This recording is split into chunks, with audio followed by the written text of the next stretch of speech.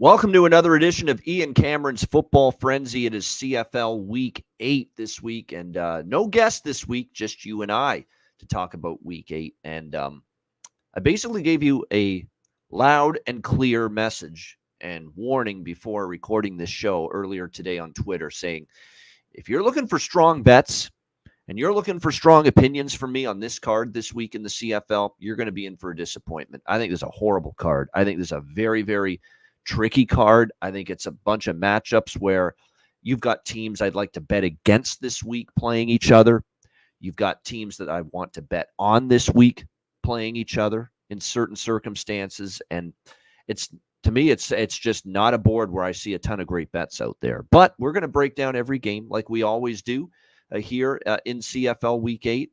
Before we get in, of course, to the 4 games taking place in Week 8, we always start with the team that's on a bye week this week, and that would be the BC Lions, who got upset as a 4-point road favorite on the weekend by the Calgary Stampeders. And look, this is now a couple of games now with the BC Lions where their offensive line's been whipped. That game against Calgary, of course, BC loses 25-24 to the Stamps last week. That game reminded me of the Toronto game in Week 1 that the BC Lions played, where their offensive line was just completely and utterly overwhelmed in that football game. And that is something that probably concerns me, a little bit here in this matchup, or moving forward, I should say, with the BC offensive line. I thought, against, Hamilton's not got a great defense, and then they played Edmonton before that, and even Saskatchewan, their O-line played well, but there's been a couple of times this year BC has let Vernon Adams take way too many hits, way too much punishment, and you do worry at some point that that's going to end up haunting them. Now the question becomes, can they shore up the O-line? I think that's definitely going to be something that is good, is going to be a focal point for Rick Campbell and the coaching staff going into the bye week. I think it's great for Vernon Adams, for big play VA, that he's going to get the bye week now, because he looked like he was, at least in pain, obviously able to finish that game against Calgary, but he definitely took, his fair share of hits from an O-line that was unable to protect. And, maybe there's a blueprint put out there by Calgary, because they went blitz heavy in that football game against the BC Lions offense, and they had a good deal of success doing so. And you wonder if that's going to be an area they continue to exploit, in the games to come. Opponents try to exploit that against BC in the games to come. The defense continues to be, I don't know what it is about BC's defense. I don't think they've been great. Even the Saskatchewan game, Saskatchewan was moving the football in BC a couple of weeks ago. And yes, they held them to field goals more often, but in between the 20s, before they got down to the teams are moving the football, against BC's defense, particularly, before getting into the red zone has not been a problem. So, there's still areas of improvement for BC. I still think they're among the best teams in the CFL. Their record bears that out at 5-2 going into this bye week, right there with Montreal, the defending Grey Cup champions, at 5-1. And keep in mind, the one Montreal lost, that's when they lost Cody Fajardo to injury in that game against Toronto, and they've got a bunch of other key injuries, and we'll get to Montreal. That is a concerning injury list for them going into the game against Saskatchewan. But nevertheless, they're still one of the best teams. BC is still one of the best teams, but they aren't without flaws. And that's the thing about the CFL in particular this season. Every team's got flaws. Every team's got holes somewhere right now with their team. And BC does as well. For as good as they have played, there are still some issues right now with BC. The O-line is going to have to shore things up. Hopefully Vernon Adams is feeling a little bit healthier going into that game against the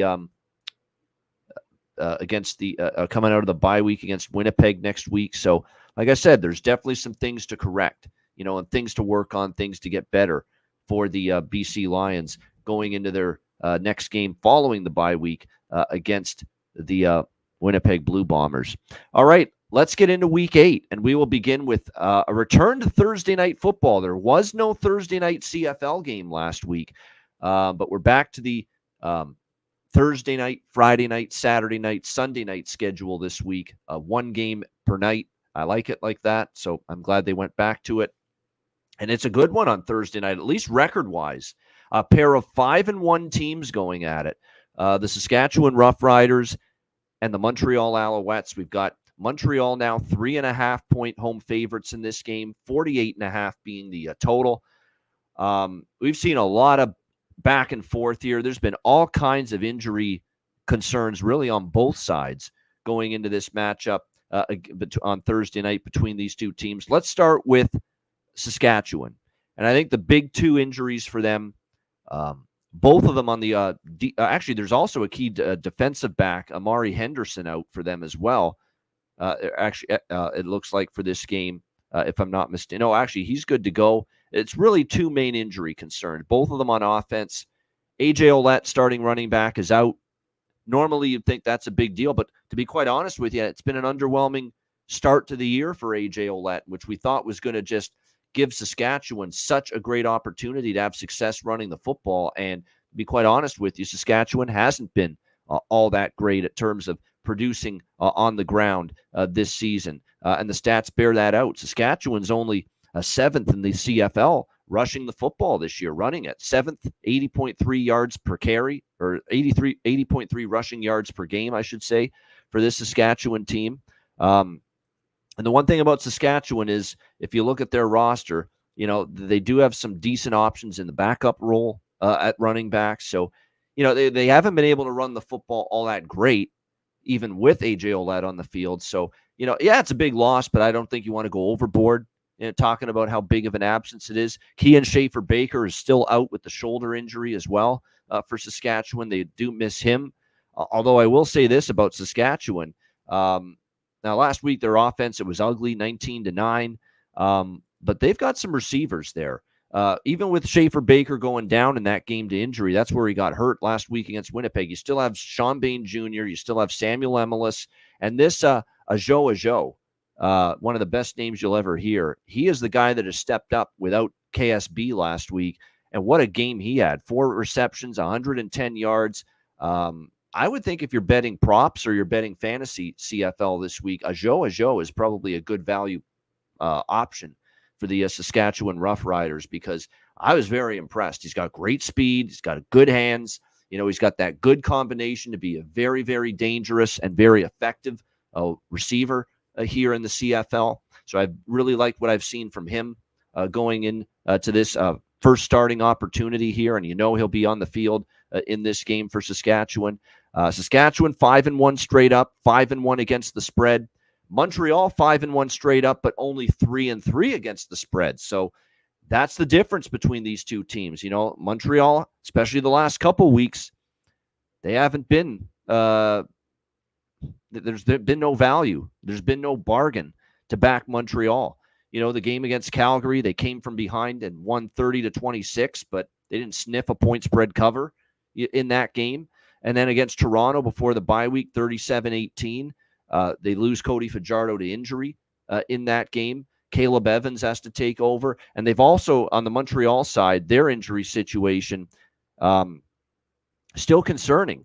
But the good news for them is they do have Marc-Antoine Dequoy back. That's the huge positive, I guess, for Montreal in their secondary, is that Marc-Antoine Dequoy is back and he'll return after missing a few games. Just a difference maker and a game changer in the secondary for this Montreal Alouettes team. But there is no Keon Julian Grant. And, of course, there is no Cody Fajardo, who is downgraded, not only ruled out for this game, but he has been moved to the 6-game injured list for the Montreal Alouettes, which means it'll be Caleb Evans. Now, Caleb Evans has more starting experience than Shea Patterson going into this game for the Montreal Alouettes. Now, the question is going to be, what can he do with this starting experience here for the Montreal Alouettes? This is a guy that obviously got into action last year, or last week, I should say, against Toronto. There was some good, some bad. It's kind of what you expect from a backup quarterback suddenly inserted into the game when the starter gets injured. He looked good for a couple of drives. He looked terrible for a couple of drives. 2 touchdowns, 2 interceptions. But I don't like only 12 completions on 22 attempts, 127 passing yards. Those are definitely not great numbers by any stretch. But you are talking about a Montreal team coming off the bye, off a loss before the bye. and Caleb Evans gets the full week with the number one offense in practice, the first team offense. He gets all those reps now with Cody Fajardo ruled out. So situationally, it's Caleb Evans in a solid spot to be better than obviously he was against Toronto. Now, can he take advantage of that? And he'll be going up against a Saskatchewan defense that don't look now, but Corey Mace, who is a home run hire as head coach for this team, he's already making inroads with this defense, a defense that was awful last year for the Saskatchewan Roughriders. But look at what we're already seeing as far as tangible improvement. You know, they're number one against the run so far this season, allowing a CFL best 50.3 rushing yards per game. And again, if Montreal can't get the ground game going, and yes, their secondary's been the vulnerable part of their defense, although it's been better lately too, can Caleb Evans take advantage of it? You know, if he doesn't have the run game supporting him, helping him out on offense in this game against the league's best run defense so far, can he make enough plays through the air in the passing game to lead Montreal to victory here? That ends up being the big question. This ends up being a pass for me. I don't think I can get involved here.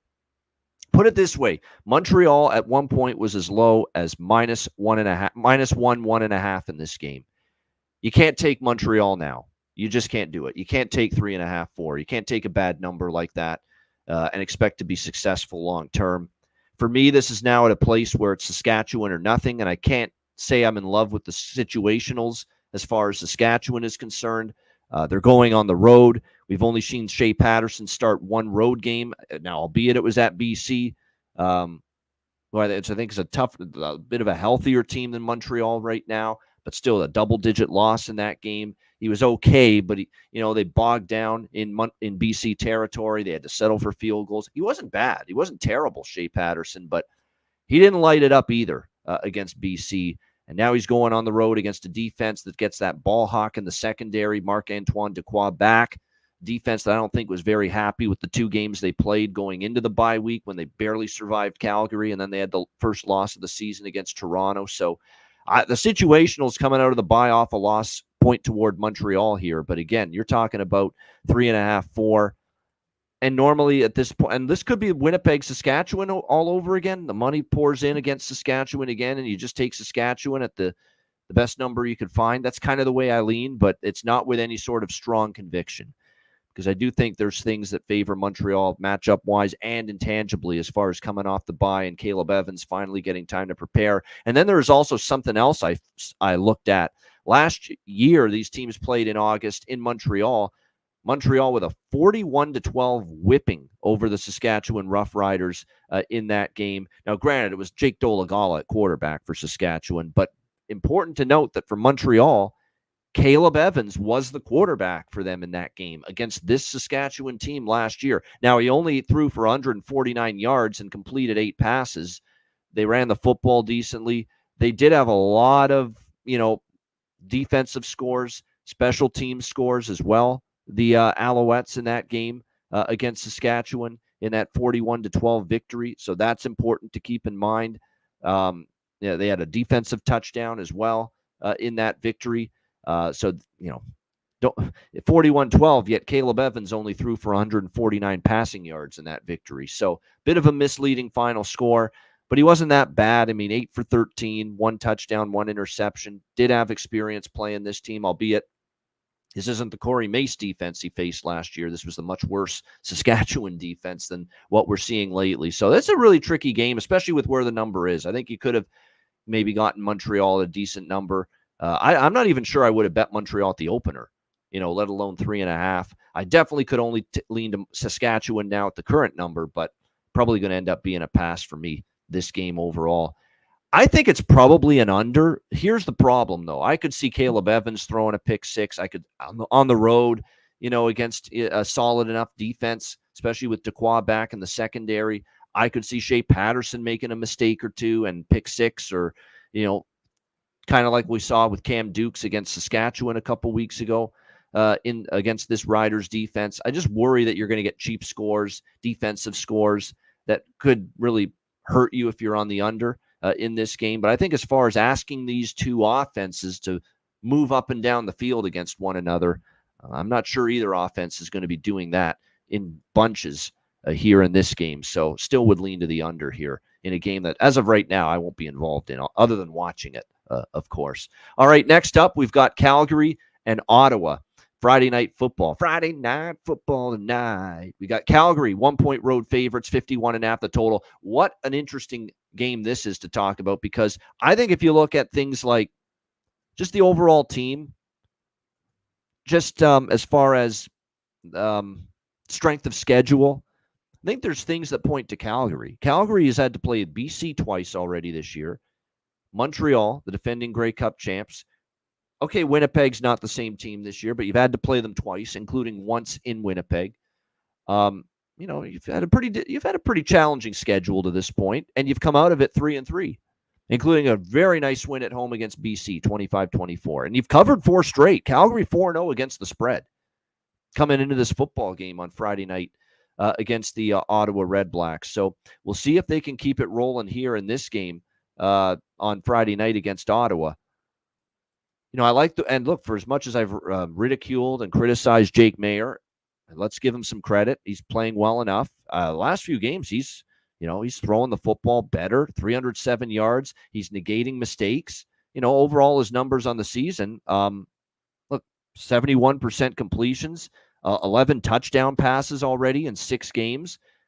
5 interceptions in 6 games. I don't like that, but he avoided a mistake last week. He finally played a game of very clean, mistake-free, pick-free football against the BC Lions in their victory last week. So credit to him, though. You're seeing improvement, incremental improvement from him at the quarterback position. Here's the problem, though. Because, and you look at Ottawa, let me just talk about the more pro-Calgary argument is that, they're playing solid. They're getting better. They've had a tough schedule. And Ottawa, you look at them, for as good as they've been, they are now 4-2 on the season, this Ottawa Red Blacks team. 3 of their last 4 opponents have been Edmonton and Hamilton. Once against the Ticats, back-to-back wins against the worst team in the CFL, the Edmonton Elks, who are still winless. So they've feasted on the weak a little bit in their last 4 games. And they won all those games against Edmonton and Hamilton, but they also lost at Montreal. They lost at Winnipeg, and they had a narrow home win against Winnipeg in the first game. And you could probably say Winnipeg at this point, are they as good as Calgary even? Not record-wise they are. So this will be more of a challenge for Ottawa this week. There's no question. And I'm not quite all the way there yet that Ottawa for sure will be the team with the better record of these teams going into the at the end of the season. But here's the problem for the pro-Calgary argument in this game: the spot. Clearly, it's the spot. It's the scheduling situation. You played Sunday night at home against BC. You're going out east to Ottawa for a Friday night game. It's a very short week. These have been very tough spots for teams for years in the CFL when you're talking about a team going west to east or east to west, and especially going from a Sunday to Friday turnaround. That's very difficult, and that is going to make things probably more challenging for Dave Dickinson and the Stamps. And then you throw into the fact that Ottawa's finally figured out how to win at home. 3-0 straight up at home this year at TD Place Stadium after years of futility, and struggles on their home field. And then you look at Calgary, 0-3 on the road. All of Calgary's victories have been at McMahon Stadium this year. So home road dichotomy tells you Ottawa. Spot tells you Ottawa. But the eye test, the rosters, for me, and the schedule that Calgary has faced, a pretty tough, challenging schedule compared to Ottawa. Those factors kind of point to the Stamps. So where does it point me in this game? It points me to probably passing on this game from a side perspective. I think the total interests me here as far as the over is concerned. I know Ottawa played a very low-scoring battle with Edmonton last week, 20-14. After the first meeting against the Elks, flew over the total, and it wasn't the most crisp offensive performance from Drew Brown and the Red Blacks offense in that game. But I think they can bounce back here. I'm still not totally a believer in Calgary's defense. Calgary blitzed like crazy last week against a BC offensive line that struggled with it also earlier when they hosted Calgary, earlier in the season. And, Calgary kind of took advantage of that. I think this will be more difficult here, and Drew Brown can escape the pocket as well. And that's something you have to keep in mind.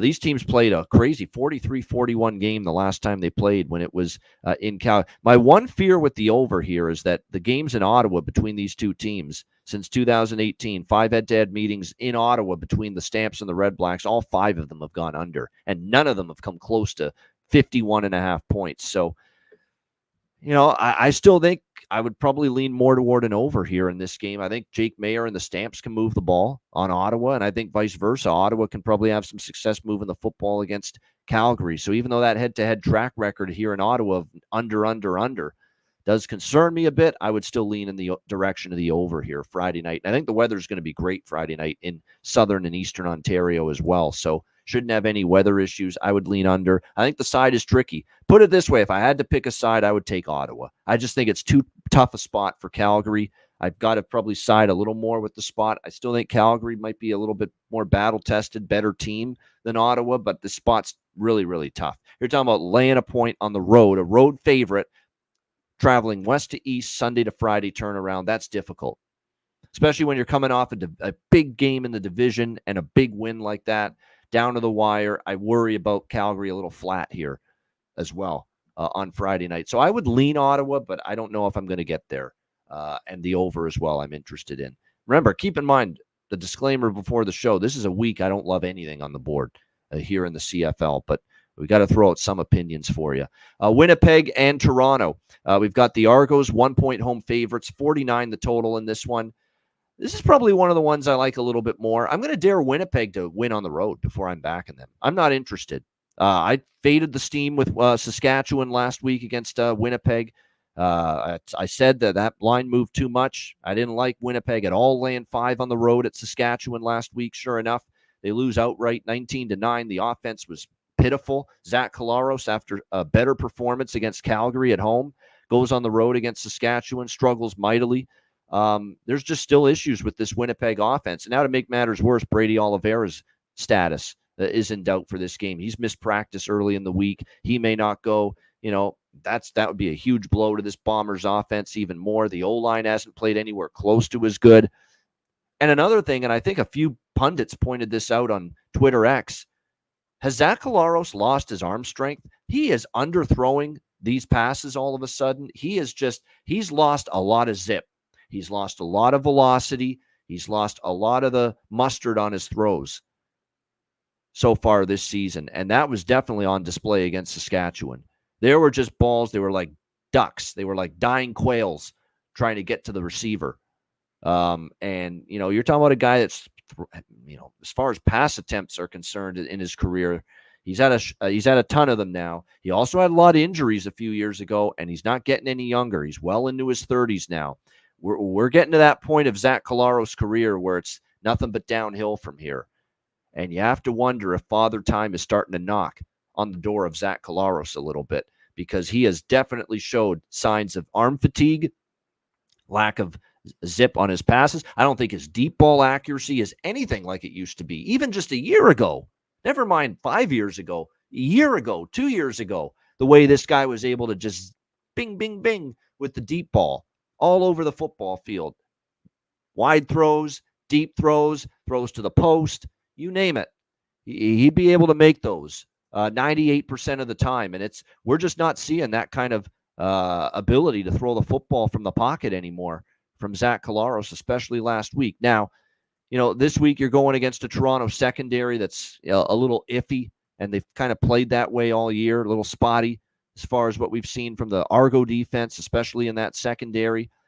But when you look at this Winnipeg team, they come into this game 0-3 straight up, 0-3 against the spread on the road this year. They lost at Ottawa as favorites.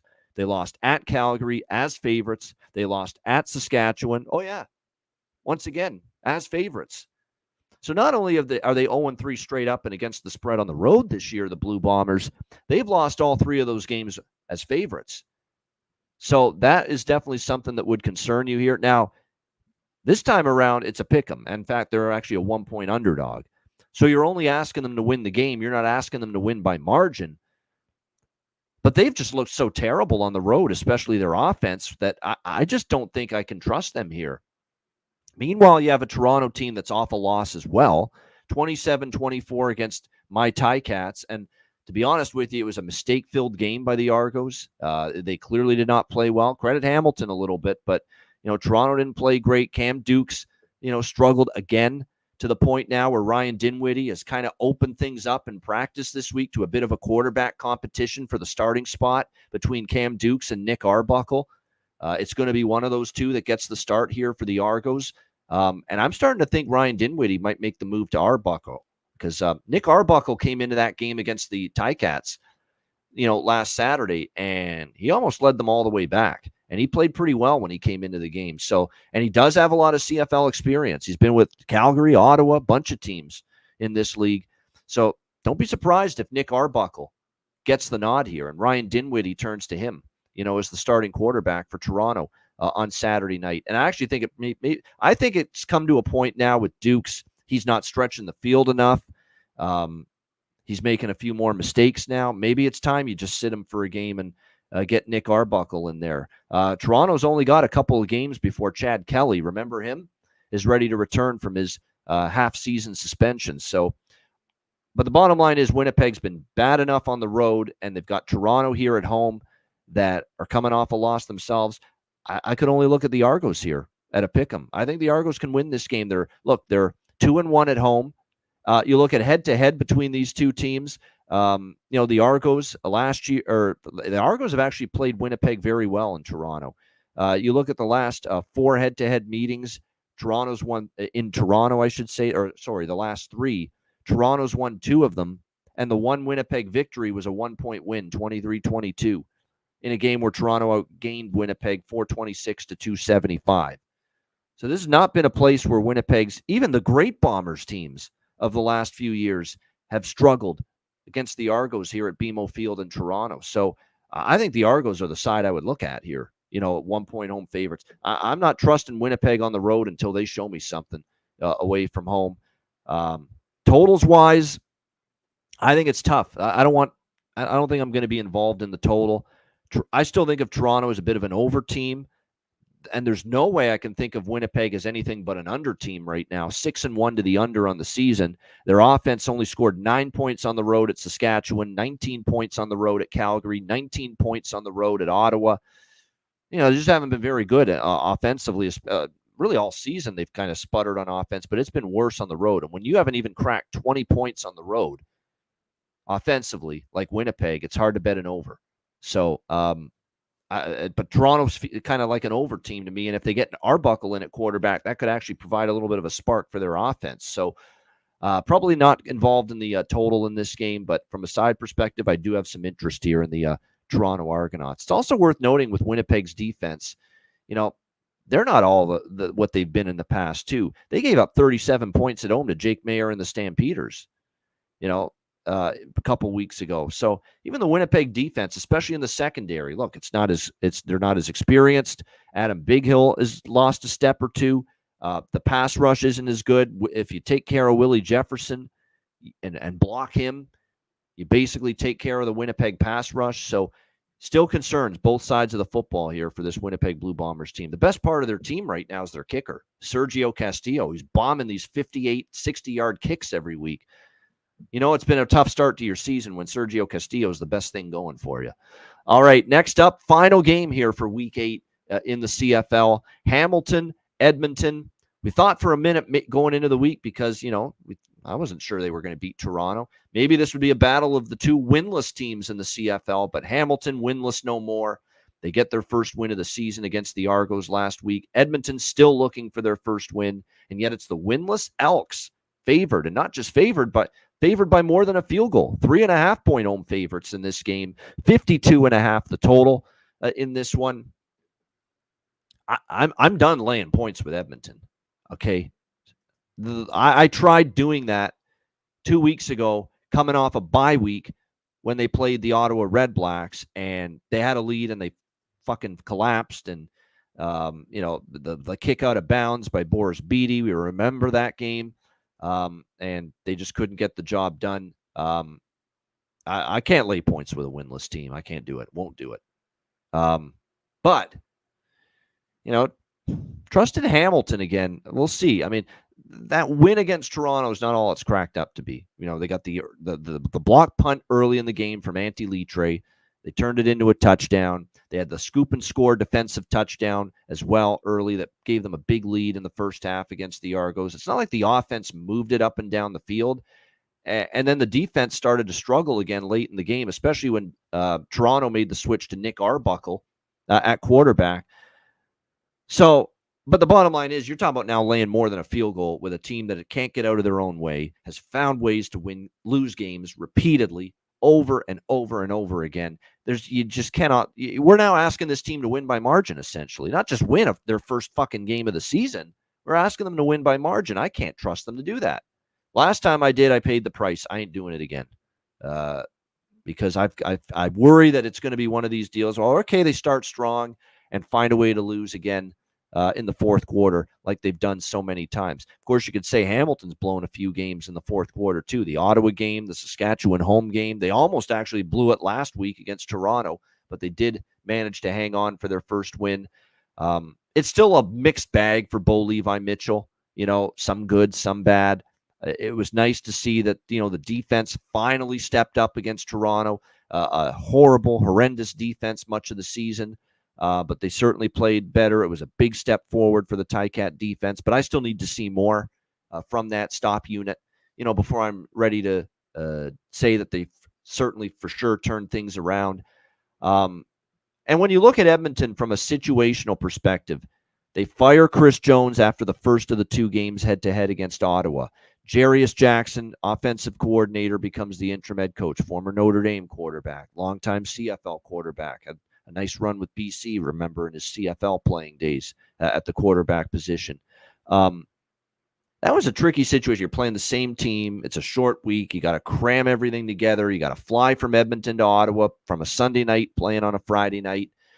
And I knee-jerk bet Edmonton last week thinking, you know, coaching change, they're going to get a bump from it, and they ended up losing by 6, failing to cover as well. But they were still in the game. Their defense was better. Their offense did struggle, but their kicker really cost them. And anyone that was on Edmonton, you can blame Boris Beatty for not cashing your ticket. How many field goals did he miss? 2, 3 in that game? I know it was windy last Friday in Ottawa, but it was windy for both fucking kickers. And I didn't see Lewis Ward missing many, if any, but Boris Beatty was.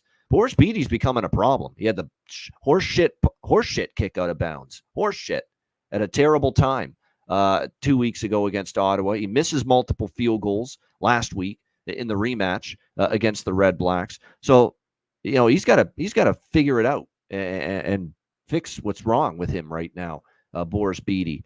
MBT bitching about the schedule again last week. I can't listen to it anymore. I just tune it out. It's just noise at this point. How about you just go out there and win a football game, MBT? How about that?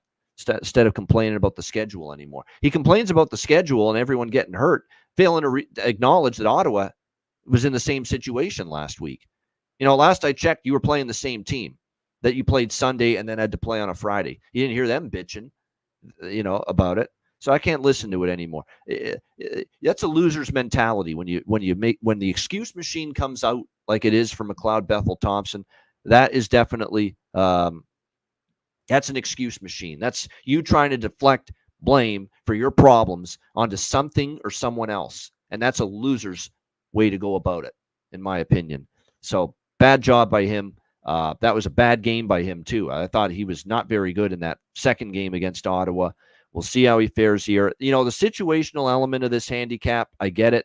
You know, it's a full week. It's from a Friday to the following Sunday. So finally, Jarius Jackson gets this team for a full week, practice, get everything implemented that he wants to, both sides of the football. You know, the changes in the coaching staff as well, following the Chris Jones exodus. That gets put into play a little bit more as well. So there's a lot of arrows that point to Edmonton in terms of the situationals here. But at the end of the day, it's laying 3.5 points with a winless team and a team that has repeatedly found ways to lose every single time. And I can't do it. I can't lay 3.5. If they're getting 3.5, sign me up. If they're even maybe a slight dog or in the pick'em range, maybe sign me up.